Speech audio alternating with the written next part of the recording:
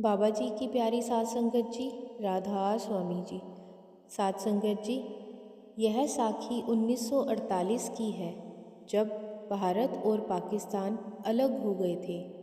और इस बात का दुख जितना उस समय संगत को हुआ था, वह शब्दों में कहा नहीं जा सकता, क्योंकि बहुत सारी संगत पाकिस्तान से सद्गुरु का सत्संग सुनने आया करती थी, सद्गुरु के दर्शन करने आया करती थी।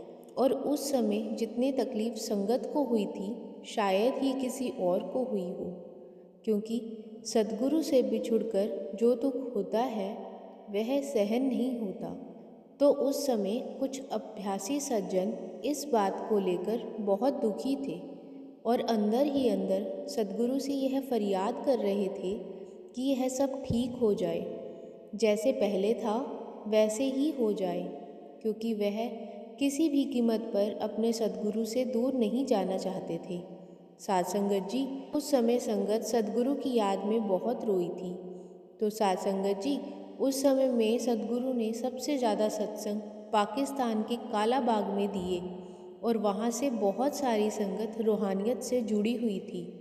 और वहाँ पर एक चाचा जी रहते थे, जिनको सभी प्यार से सत्संगी चाचा जी कहकर पुकारते थे, क्योंकि जब भी सद्गुरु का सत्संग वहाँ पर होना होता था, वह तुरंत सभी काम छोड़कर सत्संग सुनने चले जाया करते थे। और अगर कभी कोई सेवा का हुक्म हो जाए तो वह सेवा पर भी चले जाते थे। उनका सद्गुरु से बहुत प्रेम था और उस समय जो अभ्यासी सज्जन थे वह अपने सद्गुरु के हुक्म को सर्वश्रेष्ठ मानते थे। तो ऐसे ही यह चाचा जी भी थे। इन्होंने भी सद्गुरु के बहुत सत्संग सुने हुए थे और इनको रूहानियत की गहरी समझ थी और साथ ही इनका फलों का कारोबार था। यह उस समय ज़्यादातर आम का कारोबार करते थे। पाकिस्तान में इन्होंने बहुत सारे बाग खरीद रखे थे, लेकिन अगर इन्हें कहीं से पता चल जाता कि सद्गुरु उस तारीख को वहाँ पर सत्संग फरमाने आ रहे हैं, तो उसी समय सभी काम छोड़कर सबसे पहले सद्गुरु के दर्शन करने चले जाया करते थे। और इनके गांव वाले इनकी इसी बात का फ़ायदा उठाते थे, क्योंकि यह अकेले रहते थे। तो गांव वाले जब देखते कि आज चाचा जी घर पर नहीं हैं, बाहर से ताला लगा हुआ है, तो अवश्य ही कहीं गए हुए हैं, तो वह उनके बागों में से आम चुराने चले जाया करते। वह अपने बच्चों को आम लाने के लिए भेज देते और यह बात चाचा जी को बिल्कुल भी पसंद नहीं थी। और वह अक्सर बच्चों को यही सिखाया करते थे कि चोरी करना पाप है, लेकिन बच्चे अपने माता पिता की बात मानकर अक्सर ऐसा ही करते। तो चाचा जी ने गांव वालों को समझा रखा था कि अगर आपने आम लेने ही हैं तो आप खरीद भी तो सकते हैं, और अगर आप बच्चों के लिए लेना चाहते हैं तो आप मुझसे मांग भी तो सकते हैं। आप अपने बच्चों को चोरी करना क्यों सिखाते हैं? इसी बात को लेकर वह गांव वालों से बहुत परेशान थे। तो इसी बात को लेकर उन्हें एक मज़दूर अपने बागों की रखवाली के लिए रखना पड़ा था। तो जब वह कहीं बाहर जाते थे तो अपने बागों की रखवाली की जिम्मेदारी उस मज़दूर को दे दिया करते थे कि जब तक मैं घर वापस ना आऊं तब तक पीछे से ध्यान रखना कि कोई चोरी न कर पाए, और अगर कोई बच्चा आम खाने के लिए मांगे तो उसे दे देना, इनकार मत करना। लेकिन साथ संगत जी, ऐसा हो न सका। जब भी गांव वालों ने देखा कि आज फिर चाचा जी कहीं बाहर गए हुए हैं, तो उन्होंने उस मज़दूर को नज़रअंदाज करते हुए फिर ऐसा ही किया।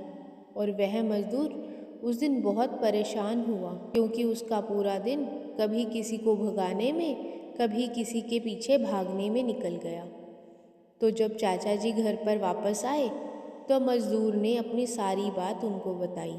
तो वह चिंता में पड़ गए कि अब क्या किया जाए, और उन्हें इस बात की भी चिंता थी कि अब तो सद्गुरु का सत्संग भी आने वाला है, मुझे वहाँ पर भी जाना है, तो मेरा पूरा का पूरा दिन ही वहीं पर निकल जाएगा, क्योंकि सत्संग के बाद सेवा भी तो करनी होती है। तो उन्होंने सोचा कि अगर मैं फिर से चला गया तो मेरा पीछे से काफ़ी नुकसान हो जाएगा, क्योंकि गांव वाले तो मानने से रहे। तो उन्होंने सोचा कि क्यों ना अपने घर का दरवाज़ा खुला ही छोड़कर चले जाता हूँ, ताकि गांव वालों को लगेगा कि मैं घर पर ही हूँ और फिर वह ऐसा नहीं कर पाएंगे। तो उन्होंने ऐसा ही किया। उन्होंने अपने घर का दरवाज़ा खुला छोड़कर सत्संग सुनने का प्रोग्राम बना लिया और अपने मजदूर को अच्छी तरह से समझा दिया कि अगर मेरे पीछे से आज कोई ख़रीदारी करने वाला आए तो तुम संभाल लेना, और अगर कोई बड़ा ऑर्डर आ जाए तो मेरी आज्ञा के बिना उसे स्वीकार मत कर लेना, क्योंकि मेरी पहले से ही कुछ बड़े दुकानदारों से बात हो रखी है, तो तुम उन्हें सख्त मना कर देना।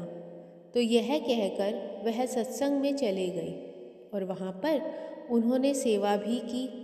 और जब वह शाम को वापस आते हैं तो अपने मजदूर से जो पूरे दिन में हुआ वह हाल सुनते हैं, तो उनकी आंखों से आंसू आ जाते हैं, क्योंकि उन्हें इस बात का ज्ञान हो जाता है कि आज मेरे सद्गुरु ने मेरी जगह लेकर मेरा नुकसान होने से मुझे बचाया है।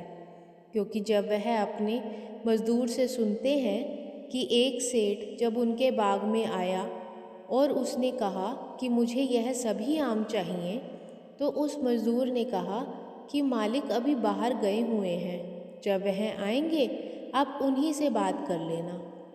तो वह मजदूर कहता है कि मैंने यह बात कही ही थी कि आप वहाँ पर आ गए और आपने उन्हें कहा कि मेरी बात पहले से ही दुकानदारों के साथ हो गई है जो फलों का उत्पाद करते हैं। तो उस सेठ जी ने कहा कि जिनकी आपसे बात हुई है उन्होंने पहले से ही कहीं और से खरीदी कर ली है, क्योंकि उन्हें वहाँ से सब अच्छे दाम पर मिल गया है।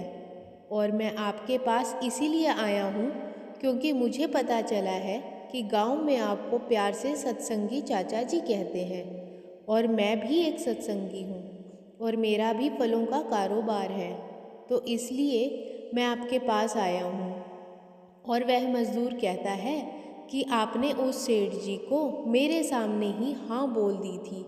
और जैसे ही वह चाचा जी ये बात सुनते हैं वह चुपचाप अपने कमरे में जाकर दहाड़कर रोने लगते हैं कि देखो सद्गुरु को अपने शिष्य की कितनी फिक्र है कि कहीं मेरी संगत का कोई नुकसान ना हो जाए। ऐसा ना हो कि संगत मेरे पास आए और उन्हें वापस जाकर यह पता चले कि पीछे से मेरा नुकसान हो गया और वह मुझे ताना मारे।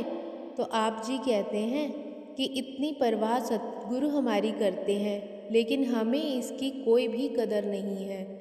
और उसके बाद जब आपको भारत में आकर सद्गुरु से मिलने का मौका मिला था तो आपने यही विषय सद्गुरु के आगे रखा था, लेकिन सद्गुरु ने इसका कोई जवाब नहीं दिया था, बस थोड़ा सा मुस्कुरा दिया था।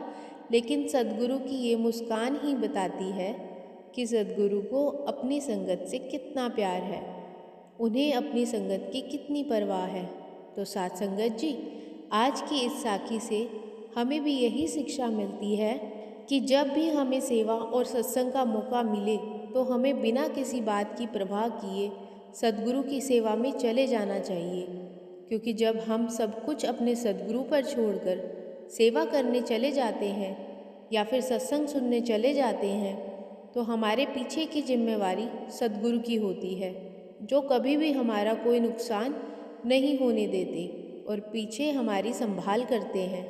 जैसे कि सद्गुरु अक्सर फरमाते हैं कि आप मेरा काम करो, मैं आपका काम करूँगा।